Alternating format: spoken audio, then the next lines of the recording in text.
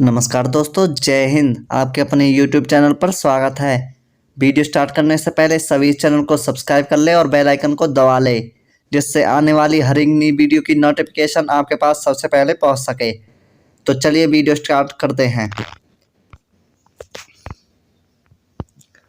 Question number first, Chanakya का अन्य नाम क्या था?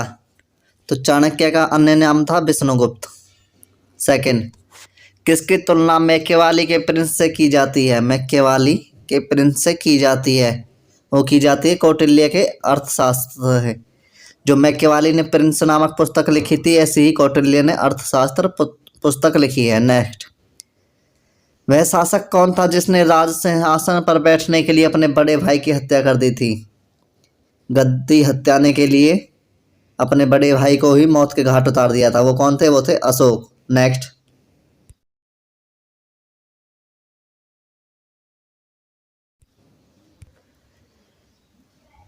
4, सम्राट अशोक की वह पत्नी कौन थी जिसको उसने सबसे ज्यादा प्रभावित किया था? वेरी वेरी इंपॉर्टेंट क्वेश्चन है ये। तो उनका नाम था, जिनको उनके सबसे ज्यादा प्रभावित किया था, कारुबाकी। वेरी वेरी इंपॉर्टेंट क्वेश्चन दोस्तों ये। नेक्स्ट, अशोक ने अपने सभी अभिलेखों में एक रूपता से किस प्राकृतिक का प्रयोग किया है? तो किसका प्रयोग किया है? उन्होंने किया है ऑप्शन नंबर ए, अर्ध मागधी। अपने अभिलेखों में एक रूपता का प्रयोग किया, अर्ध मागधी। नेक्स्ट, बिंदुसार ने विद्रोहियों को कुचलने के लिए अशोक को कहाँ भेजा था? जो बिंदुसार थे वो अशोक के क्या लगते थे? वो थे अशोक के पिता। और उन्होंने अशोक को कहाँ पर भेजा था? उन्होंने अशोक को भेजा था तक्षशिला में। वेरी वेरी इंपॉर्टेंट क्वेश्चन है ये भी। नेक्स्ट, वह कौन व्यक्ति है जिसका नाम देवान प्रियदर्शनी भी था? तो प्रियदर्शनी किसका नाम था? वो था अशोक का नाम। Option number A. प्राचीनतम राजवंश कौन सा है? ये ऑप्शन दिए हुए इनमें सबसे प्राचीनतम राजवंश पूछा है। तो सबसे प्राचीन कौन था? मौर्य, गुप्त, कुषाण या कण्व? तो सबसे प्राचीन था इसमें Maurya. Option number A. Kautilya या चाणक्य किसका प्रधानमंत्री था? ये थे चंद्रगुप्त मौर्य के प्रधानमंत्री। किसके? Chandragupta Maurya. Option number B. Next, Kalinga विजय के उपरांत अशोक महान ने निम्नलिखित में से किस धर्म को अंगीकार यानी कि स्वीकार कर लिया था कलिंग युद्ध के बाद? तो इन्होंने बौद्ध धर्म को स्वीकार कर लिया था। कलिंग युद्ध कब हुआ था? ये हुआ था 261 ईसा पूर्व में। नेक्स्ट, चंद्रगुप्त के शासन विस्तार में किसने मुख्य रूप से मदद की थी?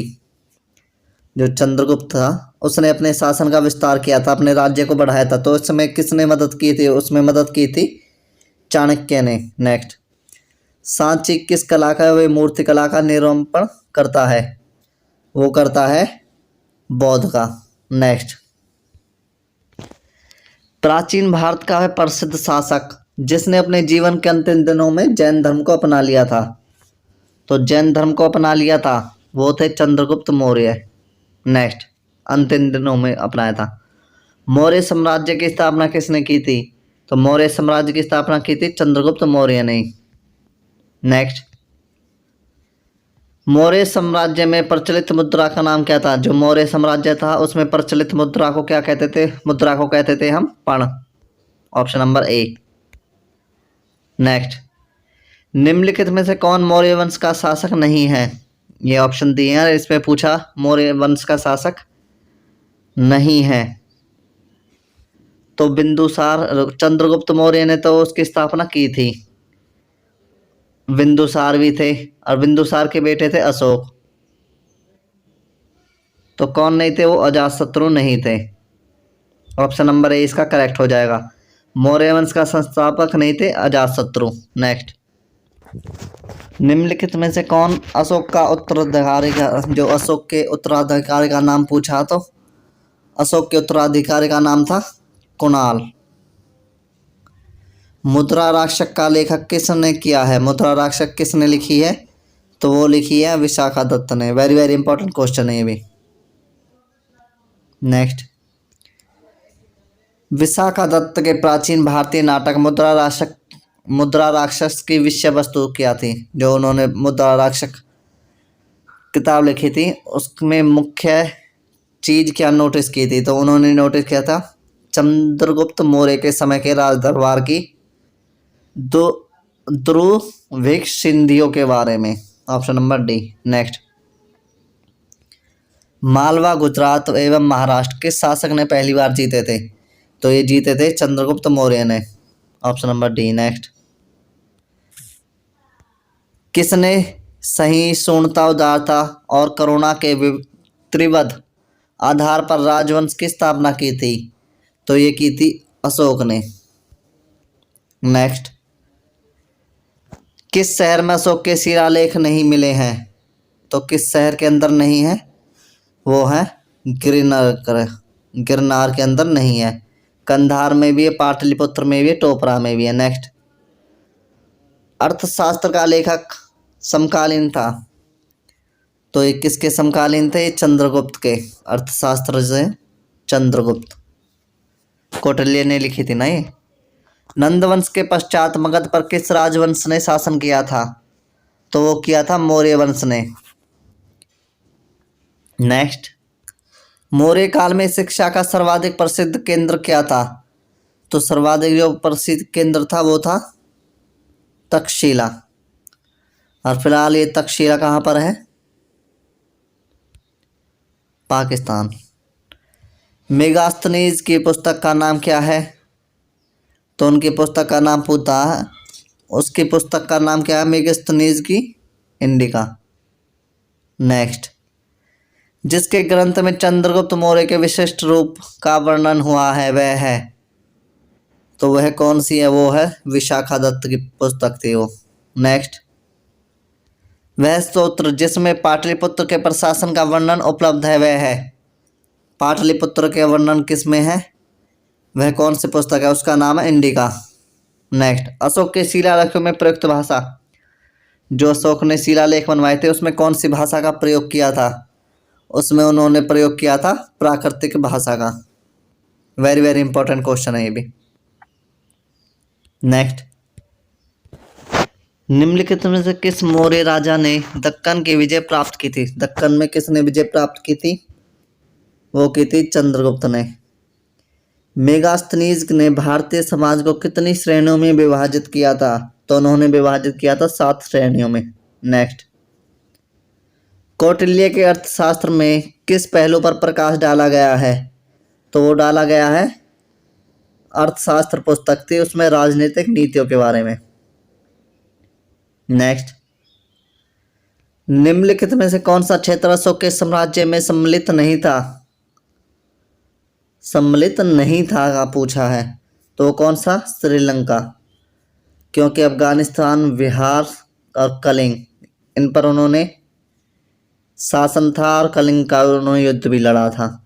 श्रीलंका ये जैसे दक्षिण में पड़ता है, सबको पता है, इसलिए इस पर इसका शासन नहीं था। नेक्स्ट, पाटलिपुत्र को किस शासक ने सर्वप्रथम अपनी राजधानी बनाया? तो इन्होंने बनाया था चंद्रगुप्त मौर्य ने पाटलिपुत्र को सर्वप्रथम। नेक्स्ट, पाटलिपुत्र में स्थित चंद्रगुप्त का महल मुख्यतः बना है? तो उनका जो महल है चंद्रगुप्त का वो किस चीज का बना है? वो लकड़ी का बना हुआ है। नेक्स्ट, बराबर जहानाबाद जिला की गुफाओं का उपयोग किसके आश्रय गृह के रूप में किया गया है? तो किस में किया गया? वो किया गया आजीविकाओं ने। नेक्स्ट, किस अभिलेख से यह साबित होता है कि चंद्रगुप्त का प्रभाव पश्चिम भारत तक फैला हुआ था? तो वो रुद्रदमन का जूनागढ़ अभिलेख है, उसमें ये ज्ञात है। नेक्स्ट, केवल वह स्तंभ जिसमें अशोक ने स्वयं को मगध का सम्राट बताया है? तो मगध का सम्राट जो बताया उन्होंने बताया भ्रावु स्तंभ में। नेक्स्ट, सूची 1 का सूची 2 से मिलान करना। सूची 1 में वो हैं जो मौर्य वंश के राजाओं के बारे में दिया हुआ, ये फिर सेकंड सूची है, इनका मिलान करना है हमको। तो सूची के अंदर एक के अंदर तो नाम दिए हुए हैं और ये सूची 2 में इनके उपनाम दिए हुए हैं, तो हमको इनका मिलान करना है। जैसे सबको पता अशोक का नाम क्या है, अशोक का नाम है प्रियदर्शनी, और चाणक्य का नाम क्या था, विष्णुगुप्त। बिंदुसार को कहते थे अमित्राघात। तो बचा कौन सा, चंद्रगुप्त, और चंद्रगुप्त को कहते हैं संड्रोक्राटस। इसका ऑप्शन नंबर हो जाएगा सी करेक्ट। नेक्स्ट, प्रथम भारतीय साम्राज्य स्थापित किया गया था, तो ये किसके द्वारा किया गया था, ये किया गया था चंद्रगुप्त मौर्य द्वारा। प्रथम भारतीय साम्राज्य चंद्रगुप्त मौर्य द्वारा। नेक्स्ट, उत्तरांचल में अशोक का एक शिलालेख क्या है, शिलालेख स्थापित है, तो उसका नाम पूछा, उसका नाम है कालसी। सांची का स्तूप किसने बनवाया था, वो बनवाया था अशोक ने। वेरी वेरी इंपॉर्टेंट क्वेश्चन है ये। नेक्स्ट, अशोक के शिलालेखों को पढ़ने वाला प्रथम अंग्रेज कौन था, जिन्होंने उनके शिलालेखों को पढ़ा, उसका नाम था James Prinsep. Very very important question है भी, देखिए कितने बार ये पूछा जा चुका है। नेक्स्ट, कलिंग की विजय तथा क्षत्रियों का वर्णन अशोक ने किस शिलालेख में किया था, वो किस शिलालेख में किया, वेरी वेरी इंपॉर्टेंट क्वेश्चन है भी, शिलालेख 13। नेक्स्ट, प्रसिद्ध यूनानी राजपूत मेगास्थनीज भारत में किसके दरबार में आए थे, तो किसके दरबार में आए थे, वो आए थे चंद्रगुप्त मौर्य के दरबार में। ये भी वेरी वेरी इंपॉर्टेंट क्वेश्चन है। ये जो वीडियो इसमें से आपके मौर्य काल से एक क्वेश्चन या 2 क्वेश्चन जरूर फंसेंगे। चंद्रगुप्त मौर्य ने सेल्यूकस को कब पराजित किया था, तो इन्होंने पराजित किया था 305 ईसा पूर्व में। नेक्स्ट, निम्नलिखित में से कौन सा राजा प्राय जनता के संपर्क में रहता था, तो जनता के संपर्क में कौन से राजा रहते थे, अशोक। नेक्स्ट, अशोक ने 261 ईसा पूर्व कलिंग को जीतने के बाद क्या किया, तो कलिंग को जीतने के बाद इन्होंने भारी रक्तचाप हो गया था उस युद्ध के अंतर्गत, तो उन्होंने युद्ध नीति को छोड़ दिया था सदा के लिए और बौद्ध धर्म को अपना लिया था। अशोक के अधिकांश अभिलेख किस भाषावी लिपि में हैं, जो उनके अधिकांश लेप और भाषा में है वो है प्राकृतिक भाषा और ब्राह्मी लिपि। किस ग्रंथ में चंद्रगुप्त मौर्य के लिए वर्षल निम्नकुल शब्द का प्रयोग किया गया है, चंद्रगुप्त मौर्य के लिए, तो कौन सा है, वो है मुद्रा राक्षस में। नेक्स्ट, मौर्य नरेश के बारे में निम्नलिखित में से कौन सा कथन सही है, उनके विकास क्या था। ए, संस्कृति कला व साहित्य, 2 सोने के सिक्के, 3 प्रांतीय विभाजन, 4 हिंदुकुश तक साम्राज्य। तो ये क्या हो जाएगा, इसका आंसर है ऑप्शन नंबर डी, 1 3 4। ये भी सही है, ये भी सही है, ये भी सही है, ये गलत है। नेक्स्ट, अशोक ने कलिंग को मौर्य साम्राज्य में जोड़ लिया था, ये सही है, कलिंग का युद्ध लड़ा था ना उन्होंने। कलिंग दक्षिण भारत को आने वाले स्थलीय और समुद्री मार्गों को नियंत्रित करता था, तो ये भी सही है, तो इसका सही हो जाएगा ये और तो दोनों सही हैं तथा आर ए की सही व्याख्या करता है। नेक्स्ट, अशोक के जो शिलालेख स्वयं राज्य के बारे में हमें बताते हैं उनमें शामिल है, तो कौन कौन से शामिल है, वो है 2 और 13वां। नेक्स्ट, 54, अशोक के राज्य देशों के अनुसार धार्मिक निष्ठा की अपेक्षा जनता के मध्य सामाजिक समरसता अधिक महत्वपूर्ण थी। उसके धर्म संबंध संवर्धन के स्थान पर समानता के विचारों को प्रसार किया गया था। ये एक उद्धार नेता थे, नेता कह लीजिए, राजा थे ये, तो ये दोनों ही सही है इसके अनुसार, ए और तो दोनों सही है, 54 का ऑप्शन ए सही है। नेक्स्ट, निम्नलिखित में से किस राजादेश में अशोक के व्यक्तित्व नाम अशोक का उल्लेख मिलता है, किस राजादेश में मिलता है उनका असली नाम अशोक का अशोक ही नाम मिलता है, तो किस में मिलता है? वो मिलता है मास्की में। नेक्स्ट, निम्नलिखित वक्तव्यों में से कौन सा एक वक्तव्य अशोक के प्रस्तर स्तंभों के बारे में गलत है? यहाँ पर गलत के बारे में पूछा है। इन पर बढ़िया पालिश है, तो ये अखंड है। स्तंभों का सेट शुंडकार है, ये स्थापना संरचना के भाग हैं। तो ये कौन सा गलत है? ये है डी।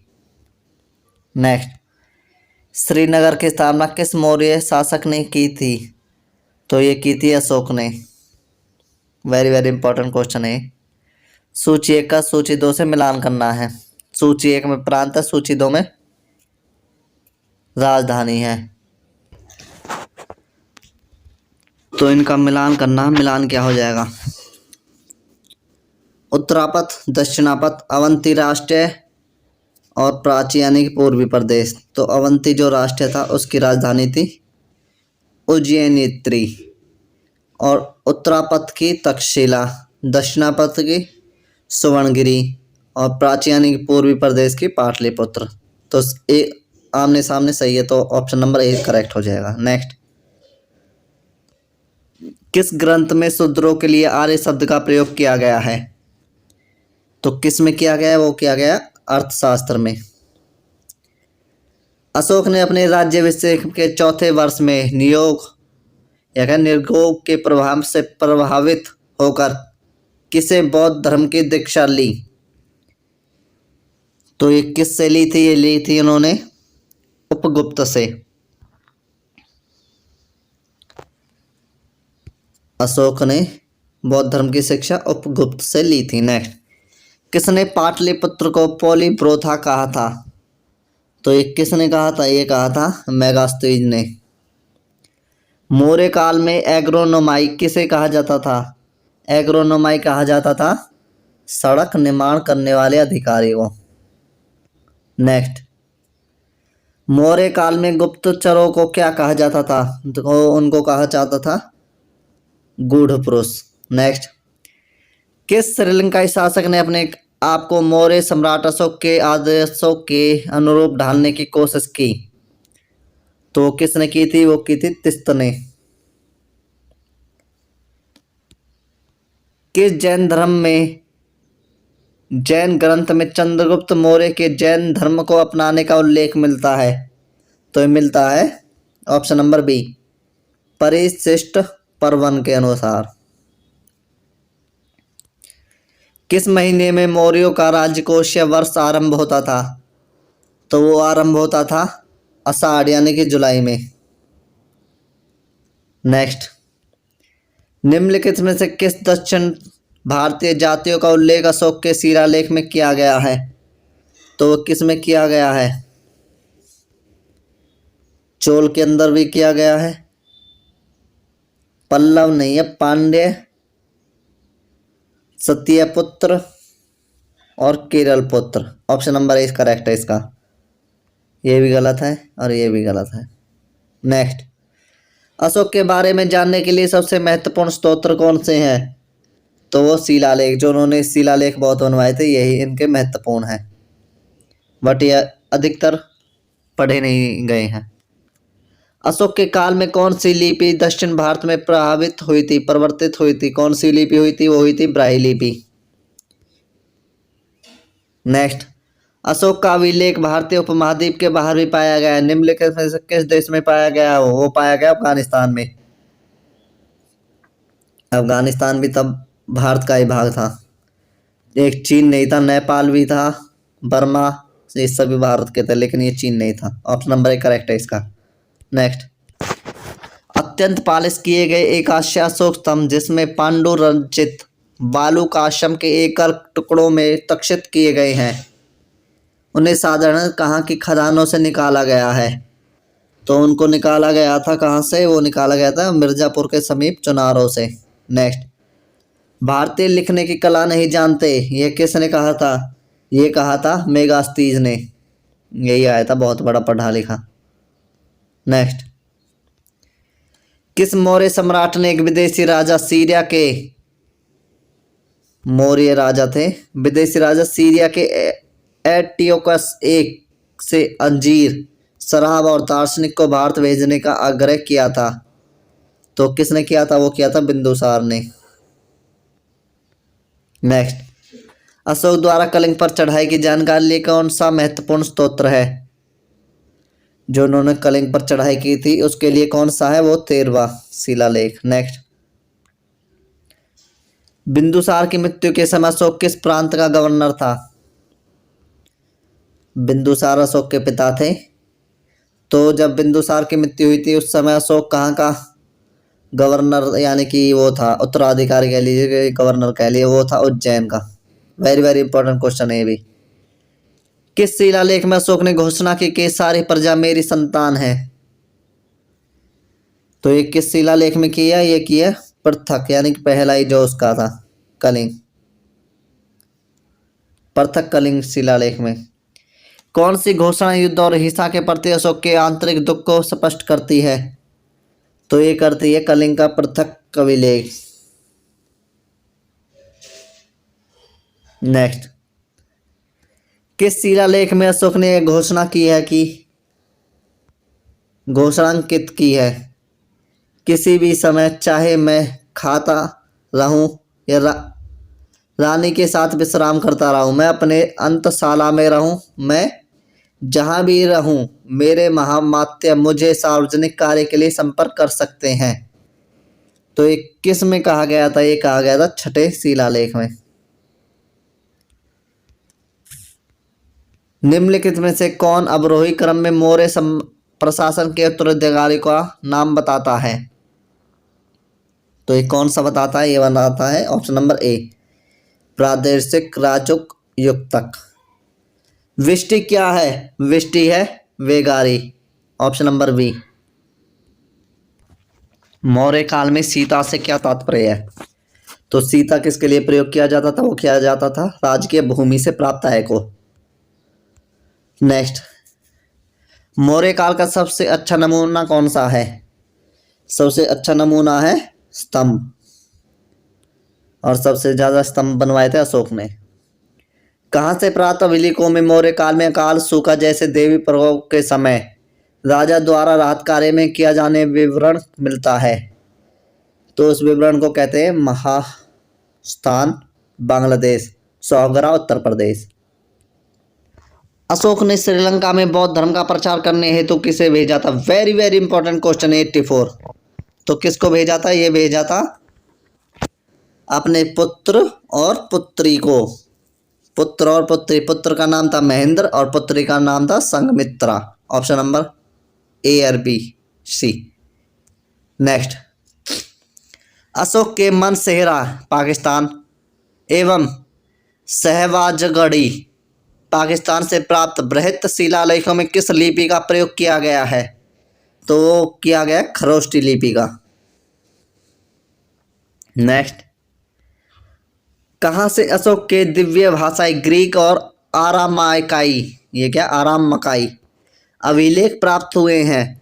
तो ये कहाँ से प्राप्त हुए? ये हुए सेरेकुना, कंधार, और कंधार कहाँ पर है? अफगानिस्तान में। नेक्स्ट, कौटिल्य द्वारा रचित अर्थशास्त्र कितने अधिकरणों में विभाजित है? तो वो है 15 भागों में विभाजित है।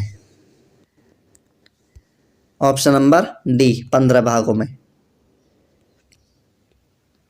अर्थशास्त्र में उल्लेखित सप्तांग में शामिल थे, तो क्या क्या शामिल थे? वो शामिल थे राजा,